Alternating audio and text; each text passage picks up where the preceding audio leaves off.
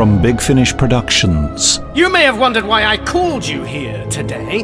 To a ruined castle carved from obsidian, decorated with black marble, black drapes, one senses a theme. It's because one of you in this room is a murderer. And it's me! Masterful. My dear master, and master. This is a very great and, may I say, unexpected pleasure. We've never done this before. Got together, had a chinwag, swapped evil schemes. Yes, and knees up. And it's not just to cheer up you sad sops. No, it's to gloat. Why? Lean in. No, lean closer. I've won. Hello everyone and welcome once again to a Geek Syndicate review show.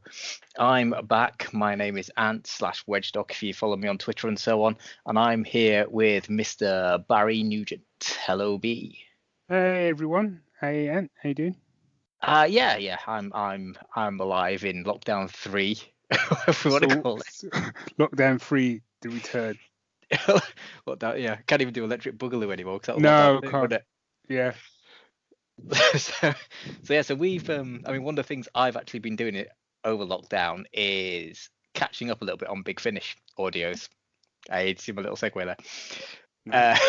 Because normally I would listen to Big Finish on my commute to and from work, but because I've not been having that, it's kind of got away a bit. So I've been trying to, like when I'm cooking or tidying the house or doing stuff, I've been doing some Big Finish listening.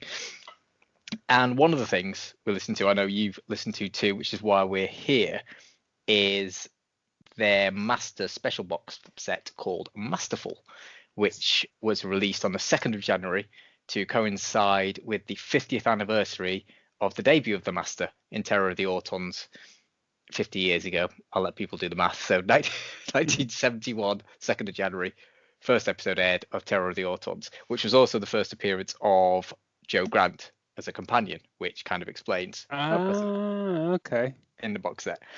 So let's get into it. I mean, I suppose with these, I should really point out we will be having spoilers for the story. So if you haven't listened to it, nothing too deep, I don't think, with this. It's not going to be like the Doctor Who, like a Doctor Who TV show. No, I don't think so. Well, but there might be some things that, are a bit spoilery that we get into. Let's hit with the official synopsis.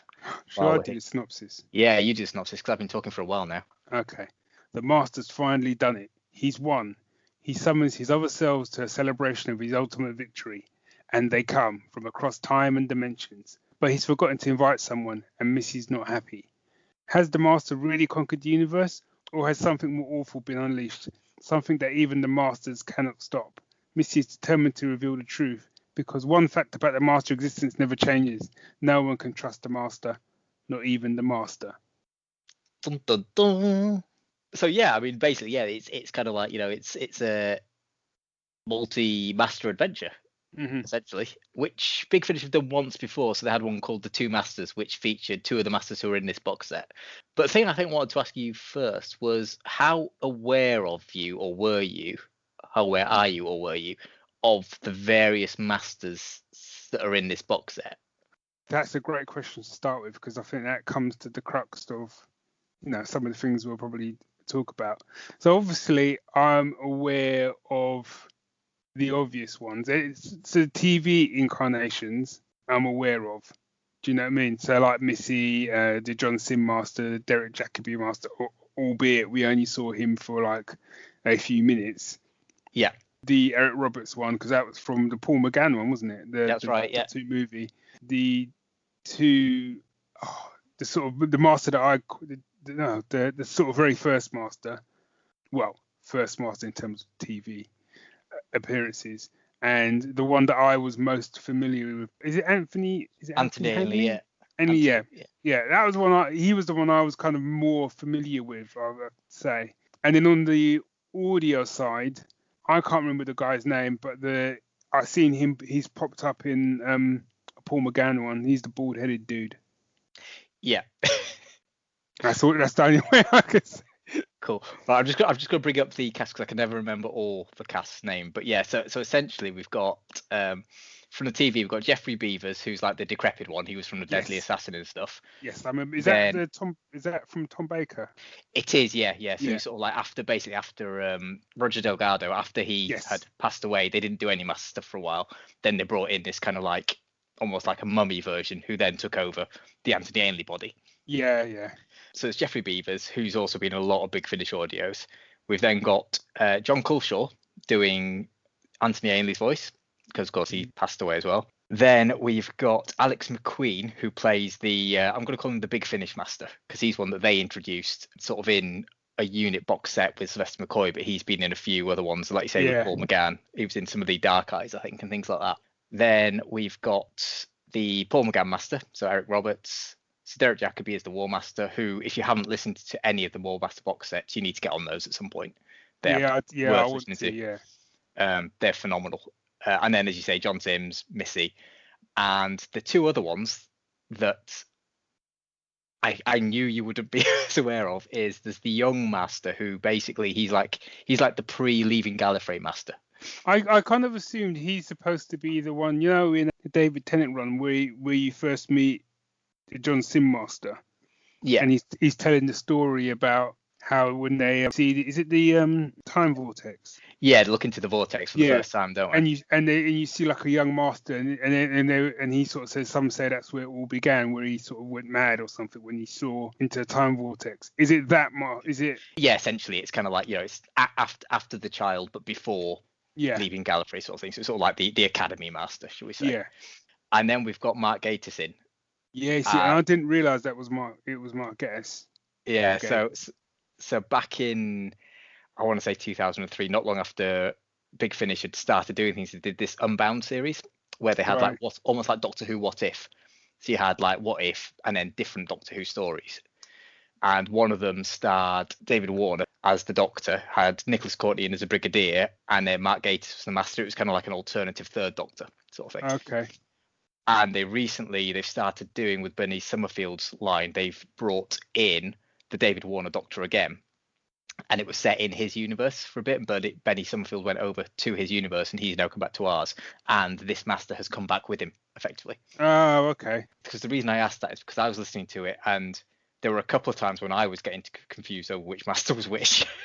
I think it says it in the blurb, and we have said spoilers anyway, but I think that initial meeting where they all sort of turn up at this sort of obsidian carved castle, I did struggle to. There were some obvious, voices that I'm like, okay, I know who that is, no. But the minute they start interacting, I did sort of struggle at times with not necessarily who the actor was, but what Master it was. Yeah, I must admit, I did have a little bit of that. And for me, it was weird. It was quite odd. It was between Sir Derek Jacobi and Alex Mcqueen. For some reason, those two, their voices seemed to almost blend together for me. And I couldn't quite work out. It was kind of like the Sir Derek Jacobi one was had slightly more presence to it, I guess. But I found their voices very similar in this. Also, as well, I found Derek Jacobi, I would just call him the War Master. I think towards the end, he kind of felt much more his own character, if that makes sense. Because it felt like for a lot of it, and sometimes I did find it a bit much, they all seemed to be competing to see who could be the most insane. Yeah. So they all seemed, not all of them, but they certainly Missy and the John Sim Master, they all seemed of a type. And I get obviously they're supposed to be all the Master, but they're also supposed to be completely different personalities as well. Yeah. And it just sometimes for me it felt like the dialogue and stuff. It just felt like the dialogue was written for the same character, if you get what I mean. Yeah, I do get what you mean. And for me, I would have liked to have seen more from the Anthony Ainley Master. Yes. And I understand why they didn't, because obviously it was John Culshaw doing his impression of him. Yeah, it was good. It was good. Yeah, John Culshaw, he's phenomenal. He's done some brilliant voices throughout these things. And to be fair, he did the Third Doctor in this as well. Oh, okay. Yeah. Because I thought they'd brought in Tim Treloar, who does the Third Doctor Adventures with Joe Manning at the moment, who is also phenomenal. But no, it was John Culshaw in this as well. So that was quite good. He's a master of voices, so you can't really. Yeah. And he can act as well, which surprised me the first couple of times I heard him in these things. So I was kind of, oh, he's actually really good. No offense, John, if you're listening. It's just initially I never really thought he was a proper actor, which is the worst thing to say. But there we go. You just keep digging. Yeah, I'm gonna keep digging and see how many masters I can get coming after me by the end of this. But yeah, I same as you. That first episode was kind of like it's very much just a three act play. This really, isn't it? Yeah. And the first act was very much just bringing everyone together, and like you say, almost having that competition of who's the baddest, who's the nastiest, who's the most insane. And I have to say, the who's the most insane thing kind of winds me up a little bit, because to me, up until like the new series, the Master was never really insane. No, because I know that the concept originally was because Doctor Who was a bit of a Sherlock Holmesy type character, and they wanted to give him a sort of Moriarty style villain. Yeah. And in many ways, Roger Delgado, he was kind of like, he was suave, he was very charismatic, and very powerful, and he just played it so straight. There was all his plans made sense up until they didn't, sort of thing. Yeah. And it was usually something he hadn't quite thought through. It's like he wasn't quite as clever as he thought he was. Yeah.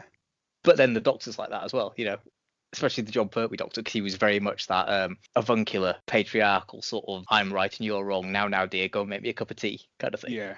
But not patronizing, but not kind of offensively so. Mm-hmm.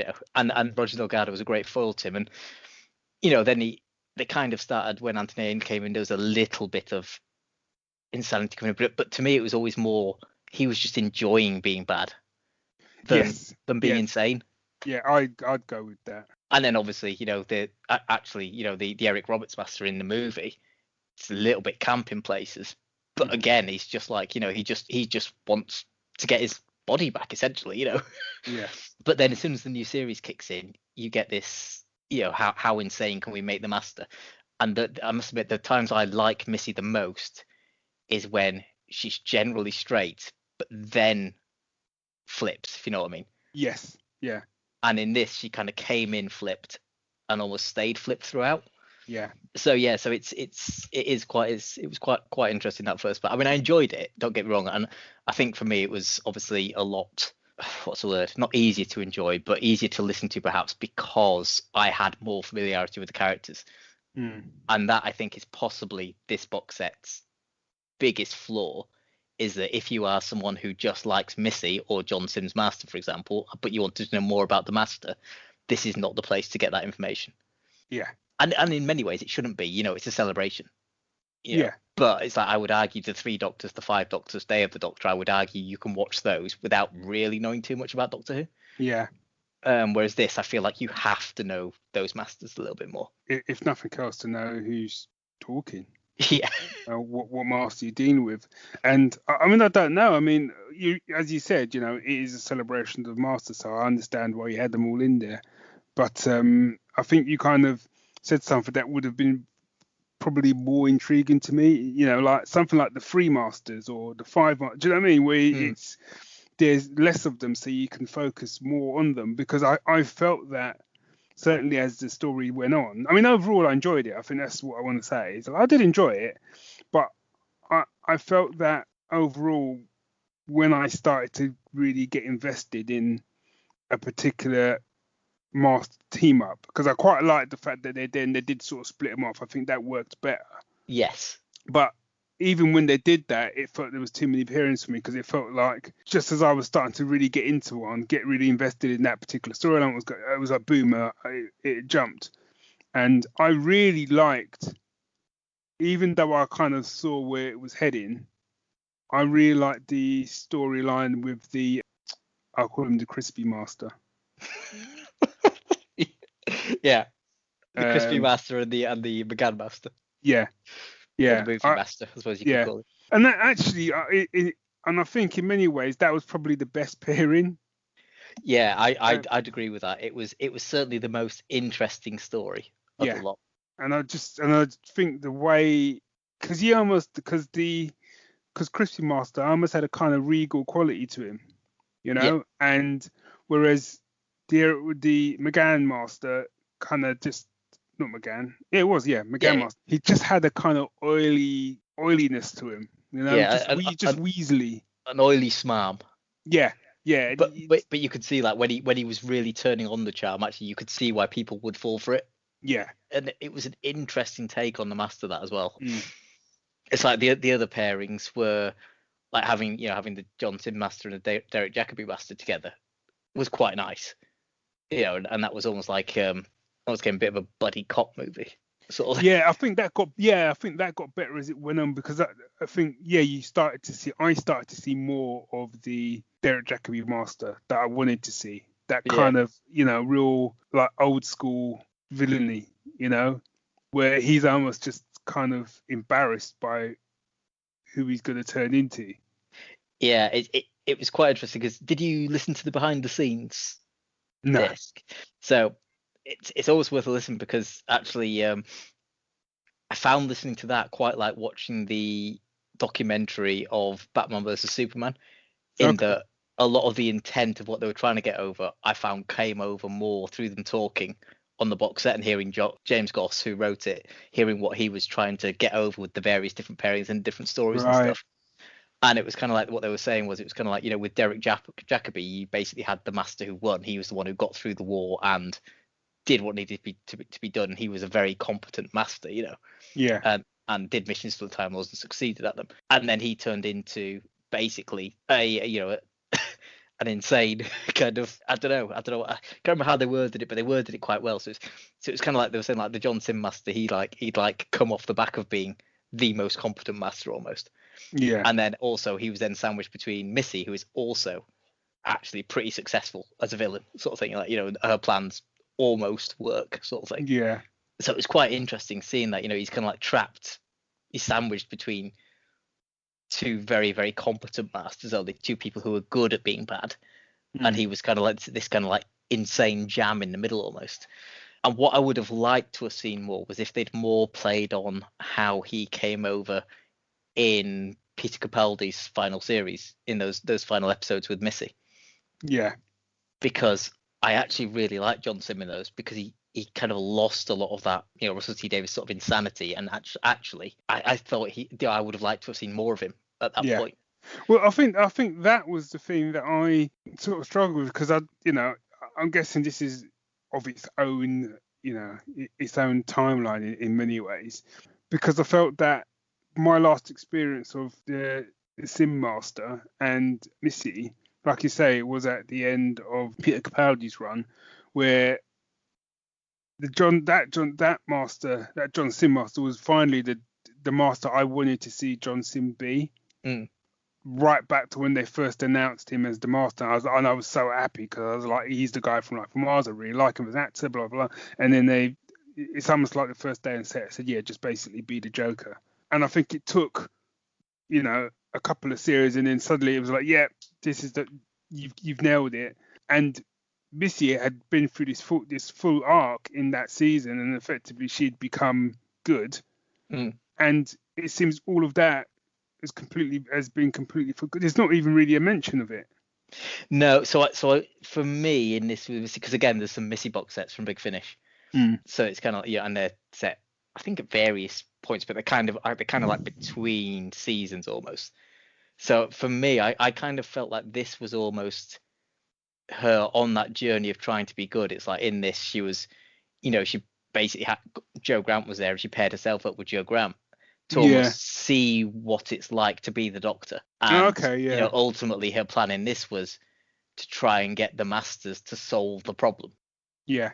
In their own ways, and that's why, slight spoilers, but that's kind of why these specific pairings happen.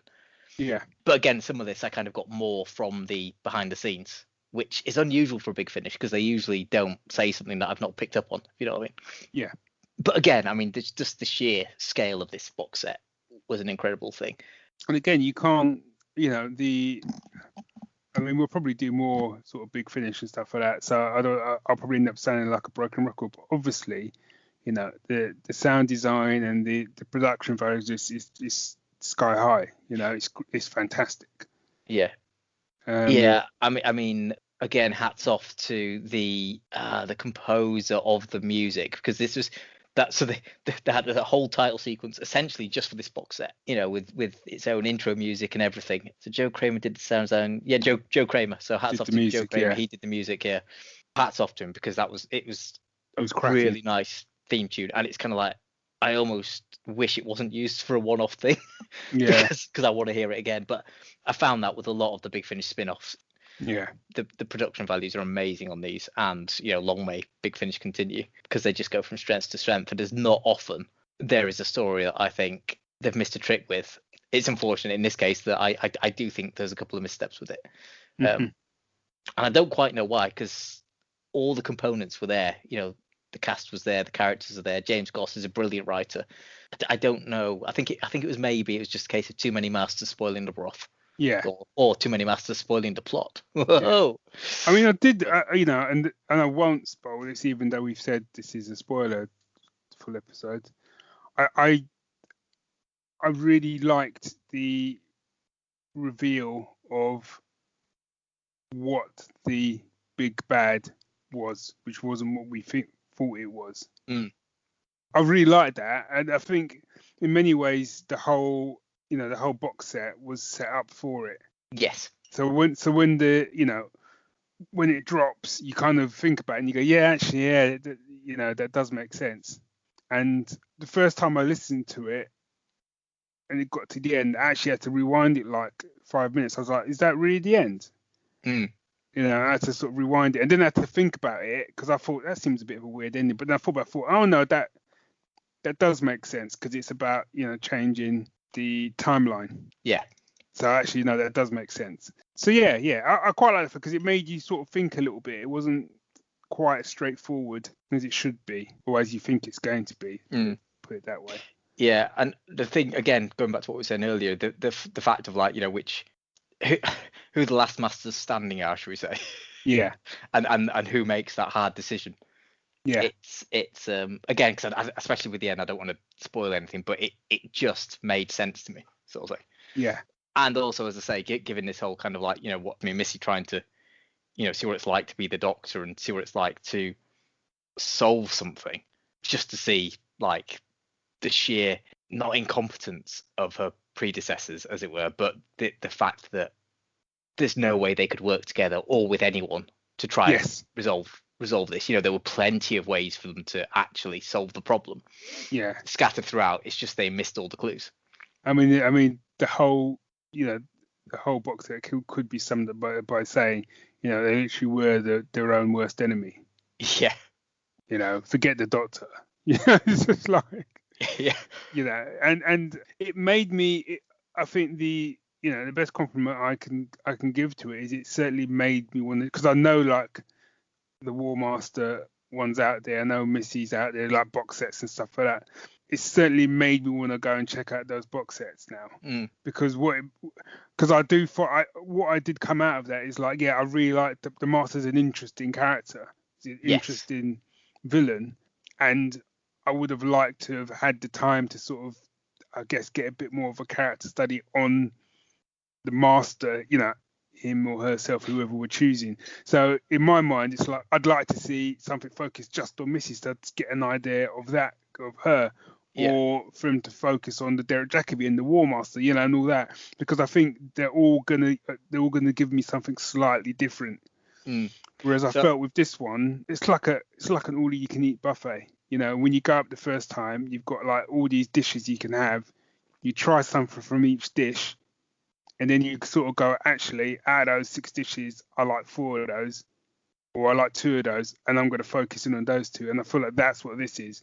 Overall, it's a really enjoyable experience. But what it left me thinking is like, I want to focus in now on a few of those. Yeah. Well, I think what I'll do actually as part of the show notes is I'll put some links to the Big Finish site with some of the sort of the Master stories that I recommend, because it's like the Eric Roberts Master. He's been in one of the Diary of River song box sets, for example, and Missy's in that box set as well. It's kind of almost like a River song versus different Masters bit. Ooh, nice. Because, like you say, each version of the Master does have something different to offer. Yeah. And when you really saw that in these episodes, it really worked. Yes. And like you say, it was like a bite of just really succulent mastery goodness. And overall, I mean, the story itself I thought was great, and I thought as you say, the reveal and how it went and how it rounded up did work. There was nothing structurally wrong with it. It was just I found it a little bit fragmented with each master kind of thing. There wasn't quite enough for each of them to do, I guess. Yes, I agree with that. But worth a listen for sure. I mean, it's especially if you are familiar with either the Big Finish stories of Master or even just the Master in general. But certainly, especially the first episode, I did actually find myself smiling through quite a lot of it. Yeah, I mean, there's some great one-liners. Yeah, I have to find it amusing when they kept calling each other Dad. It's like, and it was kind of those. It was who you expect, So it's like Missy and Johnson's Master. You kind of expect it, but it worked somehow because you could see like Johnson was basically doing it to wind up the War Master sort of thing. Yeah. And then Missy was just doing it because she's petulant. And that's her kind of attitude for everything. Like, it was there's some great moments in it, and Joe was really good at it as well. And I was very shocked by should we say Joe's arc? Yes. Without saying any more. Yeah, I wasn't expecting that. But then, that was a great arc actually for Missy anyway. Yeah. I think that's the thing of it. I think the thing I've taken away is, especially looking back on it now, is I almost would have liked to have seen like a full disc of the crispy master. They call him the decayed master on the show notes. I'm going with you. It's the crispy master. Crispy master. So the crispy master and the movie master. I'd have liked almost like a full episode of that and a full episode of Missy and Joe sort of thing. And I know I think you've essentially got, for a regular release, they've got 4 discs, so three episodes and a special edition. That's kind of the format in the box sets. But I almost would have quite liked to have seen more of those stories independently. But I don't know. I don't know how you'd have done it. And I guess that's actually a strength because it has left me wanting to know more. And it's not because I felt like I didn't get a full story from them. It's just I like the pairings, and I would have liked to have seen, more of those pairings, I guess. Yeah, I agree. Anything else to add from you? Looking at the time, no. But actually, no, I think we had covered everything anyway. Yeah. Oh, actually, I've just missed. There was one other master in there as well, which was a character who came and spoke to Missy. She was introduced in the last Missy box set, and it's basically like, how in Colin Baker's era they had like the Valiard. Yes. I was like, what the Doctor would be like if he was bad, and it's like all this stuff between his final regenerations and stuff. Essentially, she's the opposite for Missy or for the Master. So she's like everything that was good kind of thing. So when she came to give that warning, that's who that was, sort of thing. Yeah. The character's called Lumiat, something like that. Oh yeah, something like that. So that's kind of that's another Master who's in there that I completely forgot about for a moment there, till I just saw Gina McKee's name on the cast list. So I would recommend this to most people, unless you're the most casual of Doctor Who fans, and then I'd say possibly not. But I think if you've got an interest in Time Lords, the Master, paradoxy type stories, definitely give it a go. Yeah, agreed. So we'll round it up there. I think the big takeaway from me from this is we're gonna listen to some more Big Finish and probably do some more Big Finish chats. Yes, we are. Possibly not as a regular thing, but certainly we'll dip in and out every now and then and look at some of the older stuff and some of the newer stuff as well, I think. Yeah. That's sounds like a good idea to me. So thank you all for listening. I'm going to let Barry round us up because, again, I've been talking a lot. If you enjoyed the episode or got any questions about the episode, or if you've listened to Masterful and you want to tell us what you think, you can get in contact with us at thegeeks@geeksyndicate.co.uk. We are on Twitter and Facebook. Just search for Geek Syndicate. We're on Instagram. We're all over the shop. And if you do like we see and want to support the show, then you can buy us a virtual coffee via Ko-fi, or you can sign up and become a patron. Excellent stuff. So until we next talk to you, talk at you, talk with you, it's bye from me. And it's bye from me. Take care all. Bye.